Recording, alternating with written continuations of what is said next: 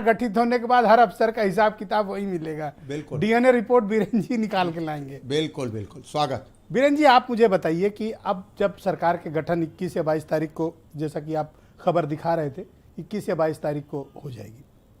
अब आप मुझे बताइए कि इस सरकार के सामने आने वाले वक्त में वो कौन सी चुनौतियां हैं जिन्हें उसे तत्काल एड्रेस करने की आवश्यकता है, और ये ब्यूरोक्रेसी पर हेमंत जी बार बार क्यों फोकस कर रहे हैं, इनका मकसद क्या है?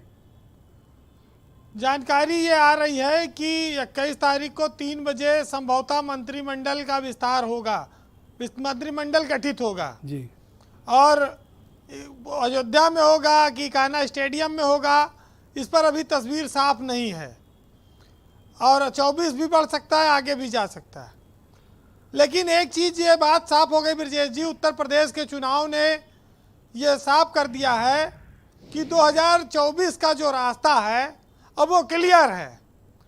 लाभार्थी बने रहो, वोट देते रहो, बस यही एक मूल मंत्र है और इसको बीजेपी ने समझ लिया है। हम आप किसान पे, खेत पे, खलिहान पे, नौजवान पे, बेरोजगारी पर, महंगाई पर, सांड पर, बकरी पर, भेड़ पर बात करते रहे, लेकिन बीजेपी को भरपूर वोट मिला। और जिस किसान आंदोलन की वजह से 1 साल किसानों ने जानें गंवाई, उसके बावजूद उस इलाके में बीजेपी बम्पर जीती। मुलायम सिंह का जो परिवार है, जो उनका गढ़ है, उस इलाके में भी बीजेपी फिर बम्पर जीती। तो आखिर बीजेपी के पास कौन सा मंत्र था? यही था, लाभार्थी, एक नया वोट बैंक, जिसने ये जीता बता दिया। अच्छा, आप ये देखिए कि एक फार्मूला और चला था 80-20 वाला। वो फार्मूला अब मतदान का परिणाम आने के बाद लोगों को समझ में आ रहा है कि पहले लोग सोचे 80-20 मतलब हिंदू और मुसलमान की बात हो रही है, लेकिन उसमें ये नहीं था। उसमें था कि 20 से लियो और 80 का दियो, मतलब मालदार लोगों से लो और गरीबों को बांटो। सब उसमें लाभार्थी बने 80% और बीजेपी मार ले गई बाजी। ये फार्मूला था, लोग इसको देर में समझे। आप देखिए कि मोदी और योगी की जो योजनाएं थी वो भारी पड़ गई। तमाम सारी एंटी इनकम्बेंसी थी, कोरोना में तमाम लोग मरे, ऑक्सीजन नहीं मिला, 100 उतराते हुए घूमे, लोगों ने परेशानियां झेली, नौकरियां चली गई, लॉकडाउन था, उसके बावजूद मोदी का जादू कोई कम नहीं हुआ। क्यों? क्योंकि वो सीधे डीबीटी जो पैसा देती है खातों में जाता है, किसान सम्मान निधि, राशन पानी, नून तेल नमक चीनी। अब बात आती है कि जो जीता वो सिकंदर और जो हारा वो घर के अंदर। तो लड़ना पड़ेगा, कोई भी हो।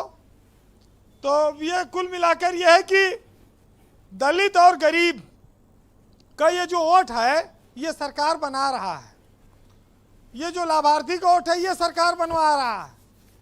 इसको आप कैसे रोकेंगे जब मायावती की पार्टी पूरी बैठ गई एक तरफ से, और जो कुछ बचा खुचा है अगले चुनाव में खींच लेंगे मायावती के पास।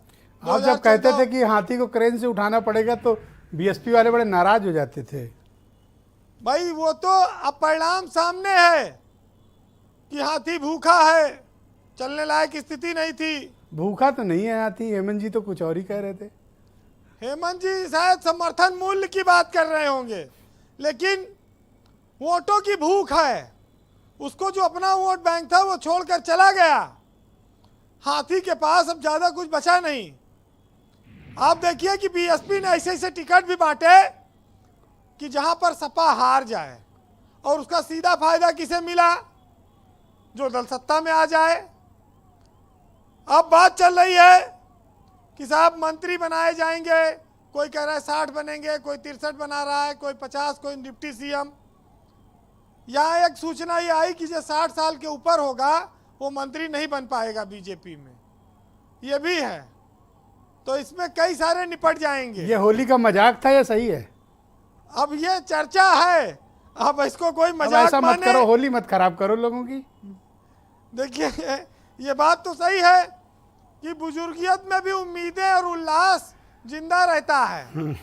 हमारे पुरी साहब भी हैं, आप देखिए होली के मौके पर कोई कमी उन्होंने नहीं रखी है, उत्साह बरकरार है। हम जिस समाज में रहते हैं वहाँ पर सरकारें लोक कल्याण के लिए बनाई गई है, लोकतंत्र है जी। लेकिन जब सरकारें ताकत में आ जाती हैं तो वहाँ लोकतंत्र के बजाय वन मैन शो चलने लगता है।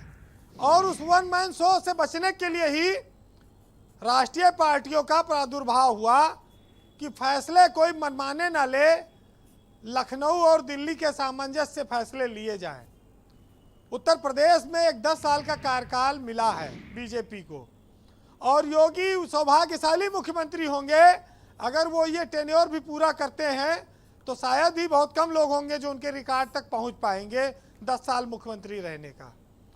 वो हिंदुत्व के एक बहुत बड़े नायक थे, आज पूरे देश में एक वो बहुत बड़े नेता भी हैं। उसके साथ साथ वो जो वोट को खींचते हैं अपनी ओर बीजेपी में, अगर मोदी के बाद कोई सबसे बड़ा नाम है तो योगी आदित्यनाथ का लोग लेते हैं। गांव में लोग उनको पसंद करते हैं, उनको वोट देते हैं। लेकिन विपक्ष के सामने समस्या ये है कि उनकी एक मजबूरी है कि क्या खूब मजबूरी है गमले में लगे पेड़ों की कि हरा भी रहना है और बढ़ना भी नहीं है। तो बस ये हरा हरा रहेंगे, बढ़ नहीं पा रहे हैं। तो ये बड़ी व्यवस्था का प्रश्न आ गया है कि हमारे समाज में क्या अब 2 दलीय व्यवस्था हो जानी चाहिए, क्षेत्रीय दलों का क्या अस्तित्व कमजोर पड़ रहा है, या आने वाले वक्त में बीजेपी निष्कंटक राज करेगी। बहुत सारे प्रश्न इस चुनाव से पैदा हुए और इसमें इनके उत्तर भी हैं। जिनको समझ में आ जाएगा वो कश्मीर फाइल्स देख रहे हैं, जिनको समझ में नहीं आएगा वो अपना हिसाब किताब बनाए बूथ पे जाके। सड़क पर तो संघर्ष करना पड़ेगा, मैं पहले भी कहता रहा जी वीरेंद्र जी।